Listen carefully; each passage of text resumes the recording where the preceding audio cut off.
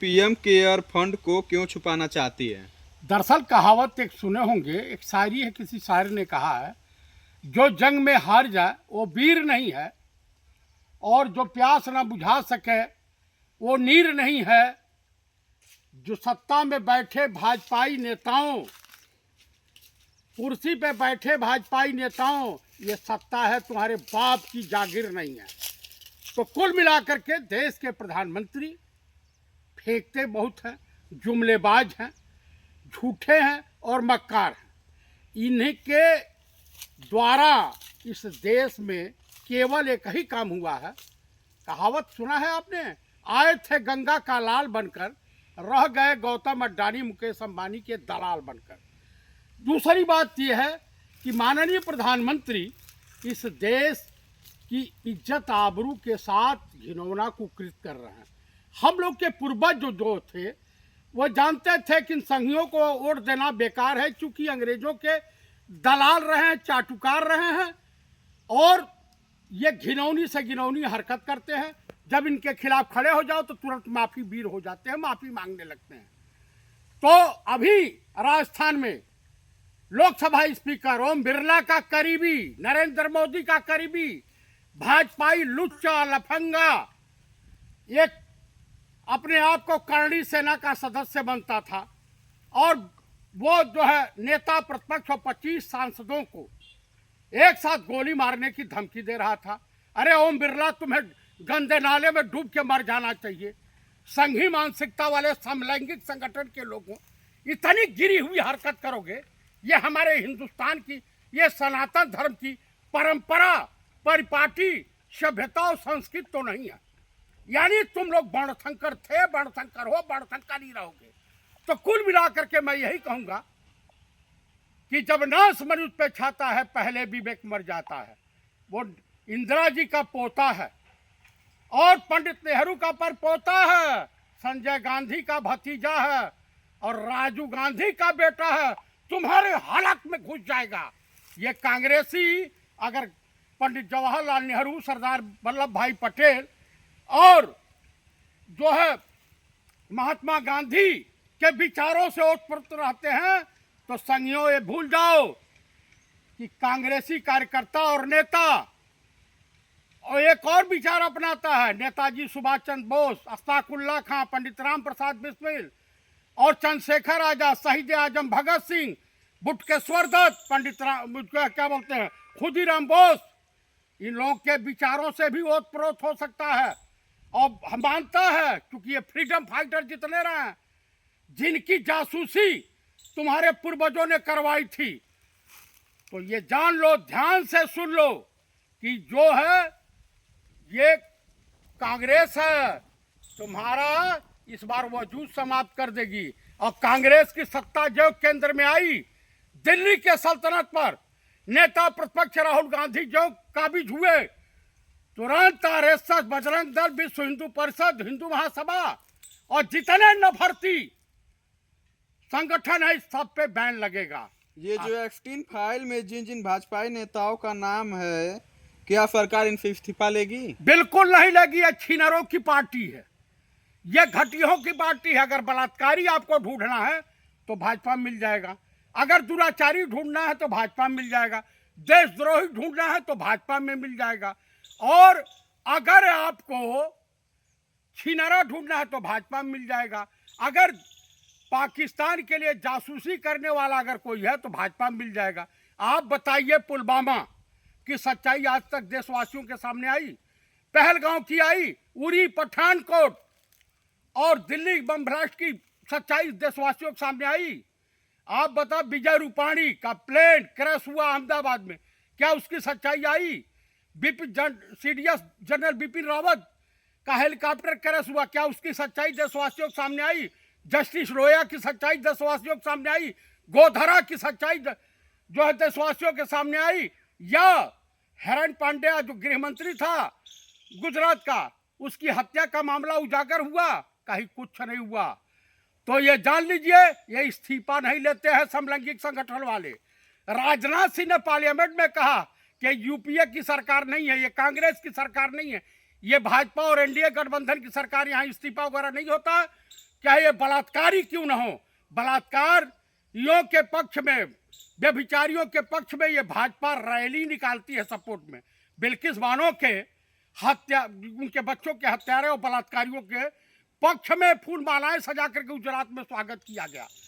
तो मुझे एक चीज बता दीजिए, एप्स्टीन फाइल में माननीय प्रधानमंत्री का नाम आया है, डॉक्टर हर्षवर्धन दिल्ली के पूर्व स्वास्थ्य मंत्री हैं भारत सरकार के, उनका नाम आया है, हरदीप पुरी का नाम आया है, किसी का इस्तीफा हुआ, अनिल अंबानी का नाम आया है, और एक दो लेडीजों का भी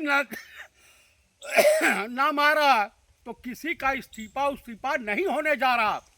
हाँ, यह सत्य है, इसी बजट सत्र के दौरान नरेंद्र मोदी की सरकार चली जाएगी, उसे कोई बचाव चा नहीं पाएगा। आपको बता दूं कि कबीर दास की उल्टी बानी, भीजे कंबल भीजे पानी, बरसे कंबल भीजे पानी। तो कुल मिलाकर के यहाँ उल्टी रीत चल रही है, उल्टी गंगा बह रही है। कौन कहा था, मैं पठान का बच्चा हूँ, मेरे घर ईद में खाना नहीं बनता है, मेरी माँ जो है तमाम घरों में झाड़ू पोछा बर्तन करती थी। 50 करोड़ की गर्लफ्रेंड किसने कहा था, आप बताइए। कांग्रेस की विधवा, एक विधवा औरत को इसने बार डांसर किसने बोला था।